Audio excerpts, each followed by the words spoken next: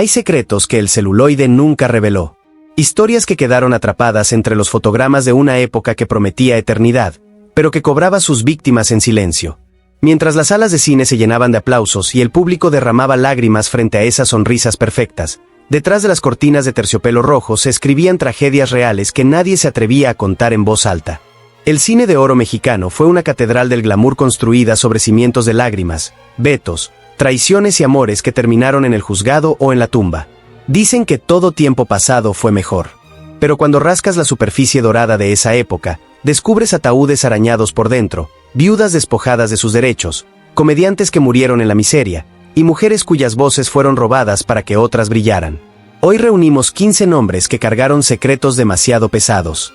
Algunos fueron ídolos absolutos que el país adoró. Otros, figuras invisibles que construyeron el imperio desde las sombras y nunca recibieron un solo aplauso. Todos pagaron un precio que la historia oficial prefirió borrar. Antes de adentrarnos en estos archivos sepultados, cuéntame en los comentarios desde qué ciudad nos estás viendo. Escribe tu ciudad y tu país, porque estas leyendas siguen vivas en cada rincón donde alguien recuerde que detrás del mito siempre hubo sangre, sudor y silencio.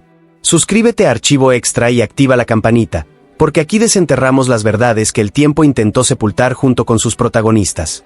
Lo que estás a punto de escuchar no está en ninguna biografía oficial. Joaquín Pardavé, el hombre que hizo reír a toda una generación, vivía aterrorizado por algo que nadie podía ver. Joaquín Pardavé confesó en vida su miedo más profundo, la catalepsia, ese estado de muerte aparente donde el cuerpo se paraliza pero la conciencia permanece atrapada adentro. Temía ser enterrado vivo, sentir cómo le faltaba el aire mientras la tierra caía sobre su ataúd. Y la ironía cruel es que su pesadilla se convirtió en leyenda. Años después de su muerte en 1955, cuando la familia ordenó una exhumación rutinaria, comenzaron a circular rumores macabros por todo México. Decían que el cuerpo de Pardavé había sido encontrado boca abajo dentro del féretro, con el rostro desfigurado por el terror y las manos crispadas. Que las paredes del ataúd mostraban arañazos desesperados, como si hubiera intentado escapar con sus últimas fuerzas. La historia se esparció como pólvora. El comediante que nos regaló carcajadas habría tenido el final más aterrador imaginable, despertando la oscuridad absoluta de su propia tumba. Los médicos presentaron certificados de defunción, la familia desmintió cada versión con documentos forenses, pero nada pudo detener el mito. El público mexicano prefirió creer en la tragedia antes que en el reporte oficial, porque en el fondo, esa historia encajaba perfectamente con el terror existencial que todos llevamos dentro. El caso de Joaquín Pardavé se convirtió en la leyenda urbana más persistente del cine nacional, demostrando que a veces el miedo colectivo tiene más poder que la verdad. Y ahí sigue, entre susurros, cada vez que alguien menciona su nombre. Pero hay una pregunta que nadie se atreve a hacer en voz alta. ¿Y si los rumores nacieron precisamente porque alguien vio algo que nunca debió salir de ese cementerio? Irma Dorantes. Enamorarse de un ídolo puede parecer un sueño. Para Irma Dorantes fue el inicio de una pesadilla legal, moral y social que duraría décadas. Cuando se casó con Pedro Infante en 1953, ella creía que su amor era suficiente para construir una vida juntos. No sabía que ese amor la convertiría en la mujer más odiada de México. Pedro Infante no se había divorciado correctamente de su primera esposa, María Luisa León. El matrimonio con Irma se celebró bajo documentos irregulares, y cuando el escándalo estalló, la Suprema Corte de Justicia anuló esa unión apenas días antes de que el cantante muriera en el accidente aéreo de 1957. Irma quedó en el limbo, viuda ante Dios y el corazón, pero invisible ante la ley. Sin derecho sobre la herencia, sin protección legal para su hija, y con el país entero señalándola como la otra, la intrusa que había manchado la memoria del ídolo perfecto. Lo que vino después fue brutal. María Luisa León, la esposa legítima, ejerció todo su poder legal para vetar a Irma de la industria cinematográfica. Le cerraron puertas, le cancelaron contratos, y durante años fue marginada por productores que no querían enemistarse con la familia oficial de Pedro Infante. Irma tuvo que enfrentar tribunales, enfrentar el desprecio público, enfrentar la soledad de ser el amor prohibido del máximo ídolo nacional. Cargó con el luto sin poder siquiera llorar en paz. Su historia nos enseña algo incómodo, que detrás de las canciones románticas y las películas de amor eterno, había mujeres reales pagando el precio de decisiones que no tomaron ellas. Y que la sociedad mexicana siempre ha sido experta en idolatrar a los hombres mientras destruye a las mujeres que los amaron. Capulina. En pantalla, Gaspar Enainé, Capulina, era la inocencia encarnada. Un hombre de risa contagiosa, bromas limpias y ternura infantil que llenaba las salas de cine domingo tras domingo. Pero detrás de cámaras, cargaba un peso que ningún guión de comedia podía aliviar: la ruptura brutal con su compadre Marco Antonio Campos, Viruta. La separación de la dupla Viruta y Capulina no fue una decisión artística amigable. Fue una guerra silenciosa de egos, dinero y resentimientos acumulados. Hubo pleitos por regalías mal distribuidas, contratos firmados a espaldas del otro, y acusaciones de traición que envenenaron una amistad de décadas. El rencor se hizo tan profundo que cuando Viruta estaba en su lecho de muerte, prohibió expresamente que Capulina entrara a despedirse. Ni siquiera en el último aliento hubo perdón. Capulina vivió el resto de su vida con esa culpa. Dio entrevistas donde reconocía el dolor de haber perdido a su mejor amigo, pero el público nunca lo perdonó del todo. Muchos lo acusaron de ambicioso, de haber abandonado a Viruta por el éxito individual. Y cuando la fama comenzó a desvanecerse, la realidad lo golpeó más fuerte. Hacia el final de su carrera, enfrentó problemas económicos severos. Las grandes televisoras que antes se peleaban por él lo fueron olvidando, reemplazándolo por comediantes más jóvenes y modernos. Murió lejos de los reflectores millonarios, confesando en sus últimas entrevistas que el éxito no valió la pena si el costo fue perder al único hombre que entendía su humor desde el alma. Capulina encarna el arquetipo universal del payaso triste, el hombre que se vacía para llenar de risas a los demás, pero que se queda solo con el silencio ensordecedor de sus propios remordimientos. Roberto Gómez Bolaños, Chespirito. Roberto Gómez Bolaños construyó un imperio con El Chavo del Ocho. Creó personajes que trascendieron generaciones y fronteras, convirtiéndose en el rostro del humor latinoamericano. Pero la vecindad más famosa de la televisión estaba muy lejos de ser una familia unida. Detrás de las risas grabadas había traiciones, pleitos legales encarnizados y un control absoluto que asfixiaba a quienes lo acompañaron en la construcción del mito. Carlos Villagrán, Kiko, y María Antonieta de las Nieves, la Chilindrina, protagonizaron batallas judiciales brutales contra Chespirito por los derechos de los personajes.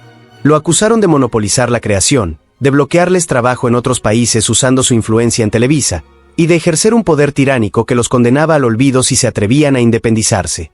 Mientras el mundo reía con su humor blanco e inocente, Roberto consolidaba un control férreo sobre su marca, ganando millones mientras sus coestrellas peleaban por migajas y por el reconocimiento de su aporte creativo.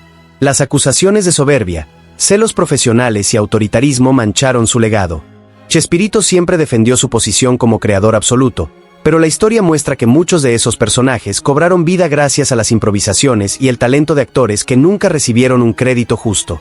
Su caso es el ejemplo perfecto de cómo el genio creativo y la ambición empresarial pueden destruir las amistades más entrañables de la televisión mexicana.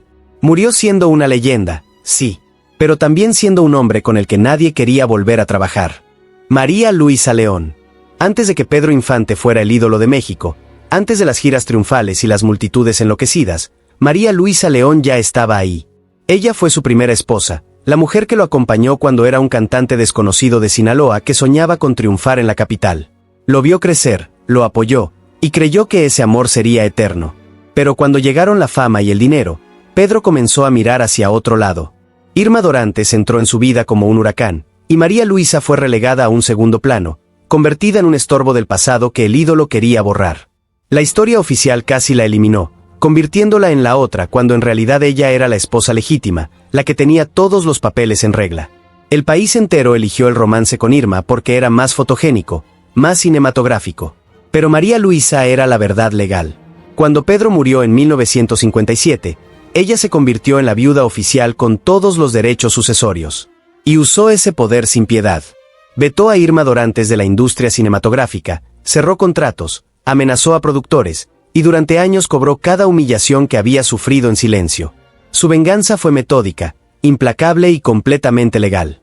Porque María Luisa entendió algo fundamental, que en México el amor puede ser efímero, pero la ley es para siempre. Su historia nos muestra el lado oscuro de ser la esposa olvidada del ídolo más grande del país. Y nos recuerda que detrás del mito de Pedro Infante había mujeres reales destruyéndose mutuamente por las migajas de su irresponsabilidad amorosa. Columba Domínguez. Ser la musa de un genio tiene un precio que nadie menciona en las biografías oficiales. Columba Domínguez fue la obra maestra viviente de Emilio "el Indio" Fernández, el rostro perfecto que él moldeó para representar la belleza indígena mexicana en la pantalla grande. Pero vivir bajo la sombra de ese genio obsesivo significaba soportar celos posesivos, rivalidades feroces con otras divas como María Félix, y un ambiente machista donde la violencia pasional se normalizaba como temperamento artístico. Su belleza fue exaltada hasta el cansancio en películas como La Red y Pueblerina, pero su vida privada estuvo marcada por un control asfixiante y una relación tormentosa con el indio, quien oscilaba entre la adoración y la furia. Columba nunca pudo escapar completamente de esa jaula dorada. Y cuando creyó que podría encontrar paz en su rol de madre, la tragedia la alcanzó de la forma más cruel. Su hija Yacaranda Fernández cayó de un edificio en circunstancias que nunca se aclararon del todo. ¿Suicidió, accidente o algo peor? Nadie lo sabe. Las investigaciones fueron confusas, las versiones contradictorias, y las respuestas insuficientes. Columba murió años después sin conocer la verdad completa, cargando con el dolor insoportable de una madre a la que el sistema le falló cuando más lo necesitaba. Ella encarna la tragedia griega del cine mexicano: belleza, arte y muerte entrelazados de forma irremediable. Una mujer convertida en símbolo, pero despojada de su humanidad hasta que ya fue demasiado tarde. Luis Aguilar. Luis Aguilar tenía todo lo necesario para convertirse en el sucesor natural de Pedro Infante. Carisma desbordante, voz potente, porte de charro y ese aire de macho mexicano que volvía locas a las mujeres. Las productoras lo veían como la gallina de los huevos de oro. Pero el alcohol y las malas decisiones financieras fueron apagando su estrella más rápido de lo que nadie imaginó. En pantalla seguía cantando con tequila en mano, interpretando al charro borracho con gracia y simpatía. Pero en la vida real, las deudas se acumulaban, los compromisos se incumplían, y los productores comenzaron a cerrarle las puertas por su falta de disciplina. Los estragos del alcoholismo se hicieron visibles en su físico: la mirada perdida, el rostro hinchado, la voz quebrada. Ya no era el galán estelar. Era un recordatorio incómodo de lo que el exceso puede hacer con un ídolo. Pasó de protagonizar películas taquilleras a aceptar papeles secundarios y humillantes solo para sobrevivir. La industria fue despiadada. Exprimió su juventud, su talento y su imagen hasta que ya no hubo nada más que exprimir. Y luego lo dejó caer sin red de protección, sin pensión, sin homenajes. Luis Aguilar terminó sus días viviendo de la nostalgia, dando entrevistas donde contaba las glorias pasadas mientras las cuentas del presente se acumulaban. Su historia es el recordatorio brutal de que la fiesta eterna del cine de oro dejaba una resaca letal, convirtiendo los ídolos en hombres rotos que sobrevivían vendiendo recuerdos en lugar de construir futuros. Ana Luisa Pelufo. Ana Luisa Pelufo tuvo el coraje de hacer algo que ninguna actriz mexicana se había atrevido a hacer en pantalla: desnudarse. No fue un destape vulgar ni una decisión desesperada. Fueron desnudos artísticos que desafiaban a una sociedad profundamente hipócrita y ultraconservadora que consumía con morbo lo que condenaba en público. La reacción fue brutal. Inmediatamente fue tachada de inmoral, de pecadora, de mujer perdida. La Liga de la Decencia, ese grupo de beatas ofendidas profesionales, intentó boicotear sus películas organizando manifestaciones en las puertas de los cines. Su nombre se convirtió en sinónimo de escándalo para las buenas conciencias mexicanas. Pero la hipocresía alcanzó niveles obscenos. Los mismos que la condenaban los domingos en misa llenaban las salas de cine entre semana para verla. Ese estigma le costó caro. Directores serios dejaron de considerarla para papeles dramáticos complejos, encasillándola como la encueratriz del cine nacional. Productores la usaban para vender taquilla y luego la juzgaban en privado por hacer exactamente lo que ellos le pedían. Ana Luisa defendió siempre su profesionalismo, argumentando que el cuerpo humano no era obsceno y que el arte tenía derecho a explorarlo. Pero nadie la escuchó. Su carrera es el testimonio perfecto de la doble moral mexicana. Consumían su imagen en secreto, la convertían en millonaria para los productores, pero la condenaban en público para sentirse moralmente superiores. Ana Luisa Pelufo fue castigada por tener el valor que los demás no tuvieron. Iracema Dilián. Iracema Dilián llegó desde Brasil con un rostro de muñeca de porcelana que dejó sin aliento a los productores mexicanos. Su belleza exótica y su talento actoral le abrieron las puertas de inmediato, logrando protagónicos junto a Pedro Infante y Jorge Negrete, los dos pilares máximos del cine de oro. Para cualquiera hubiera sido el sueño cumplido. Para ella fue el inicio de una pesadilla nacionalista. Su rápido ascenso despertó la envidia feroz del gremio. Las actrices mexicanas comenzaron una campaña silenciosa de desprestigio. Criticaban su acento, cuestionaban por qué una extranjera tenía los mejores papeles, inventaban chismes sobre romances fallidos y comportamientos divos. La prensa, siempre servil con las jerarquías establecidas, se sumó al linchamiento mediático.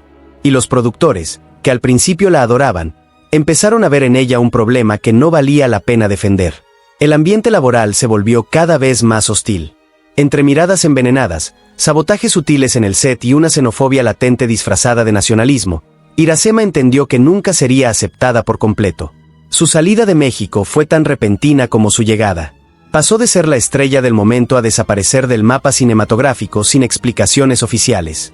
Su historia refleja algo incómodo que la industria no quiere reconocer, que ser bella, talentosa y profesional no bastaba si no tenías el apellido correcto, el acento correcto y la bendición de las jerarquías locales.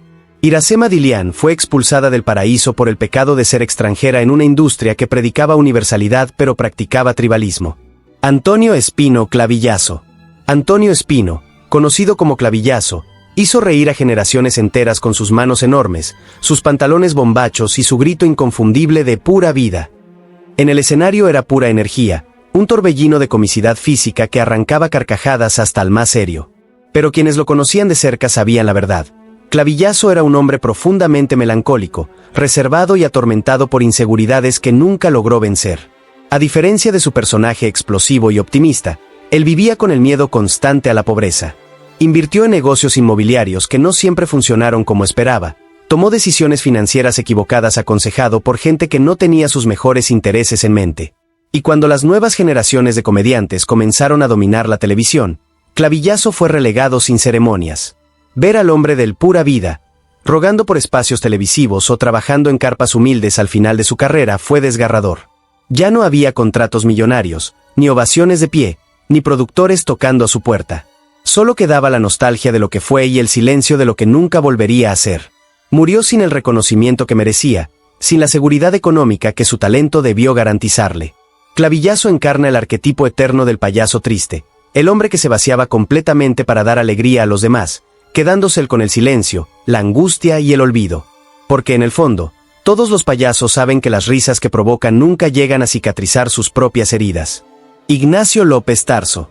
Ignacio López Tarso no solo fue un gran actor, fue un hombre que se negó a arrodillarse ante los poderes que controlaban la industria. Cuando protagonizó Macario en 1960, esa película que hoy es un clásico universal, enfrentó una resistencia brutal por su contenido. El trato crudo de la muerte, la pobreza descarnada y las críticas veladas al poder incomodaron profundamente al gobierno y a la iglesia. López Tarso pudo haber elegido el camino fácil, ser un galán bonito de telenovelas, decir los diálogos sin cuestionar, cobrar sueldos estratosféricos y morir siendo una celebridad vacía. Pero él apostó por el cine y el teatro de crítica social, por personajes complejos que reflejaban las contradicciones del México real, no el México de postal que vendían las secretarías de turismo. Esa postura de integridad artística le cerró puertas comerciales enormes y lo mantuvo alejado de los sueldos millonarios que disfrutaban colegas más complacientes con el sistema. A menudo tuvo que luchar contra la censura velada, esa que no prohíbe abiertamente pero que asfixia presupuestos, bloquea distribuciones y amenaza carreras. Los productores preferían actores bonitos y mudos ante la realidad nacional, no intelectuales incómodos que hacían preguntas. Su legado es la prueba viviente de que para convertirse en leyenda verdadera a veces hay que decirle que no al dinero fácil, soportar el ostracismo temporal y confiar en que la historia terminará dándote la razón. López Tarso eligió la dignidad sobre la conveniencia. Y por eso sigue siendo gigante. David Reynoso. David Reynoso fue la encarnación perfecta del macho bragado mexicano. Voz grave, mirada penetrante, presencia intimidante. Pero su vida sufrió un giro que ningún guionista se hubiera atrevido a escribir. Perdió un ojo en un accidente real que superó cualquier ficción. Lejos de retirarse o esconderse, convirtió esa tragedia en su sello personal. Usó un ojo de vidrio que le daba una mirada aún más inquietante, más peligrosa, más magnética. Pero su vida fuera del set fue igual de ruda que sus personajes. Se involucró profundamente en la política sindical y legislativa, terrenos peligrosísimos en el México del PRI hegemónico donde decir la palabra equivocada podía costarte todo. Se rumoraba sobre sus amistades con figuras de poder cuestionables, sobre su mano dura dentro del sindicato de actores, sobre decisiones que beneficiaban a unos mientras hundían a otros. Reynoso borró completamente la línea entre sus personajes violentos en pantalla y su realidad política fuera de ella. Nunca quedó claro dónde terminaba el actor y dónde comenzaba el operador político. Su historia nos muestra algo incómodo, que algunos actores del cine de oro no solo interpretaban el poder en la ficción, sino que se convirtieron en parte del sistema real que controlaba al país desde las sombras. Murió siendo respetado y temido a partes iguales. Exactamente como vivió. Arturo Soto Rangel.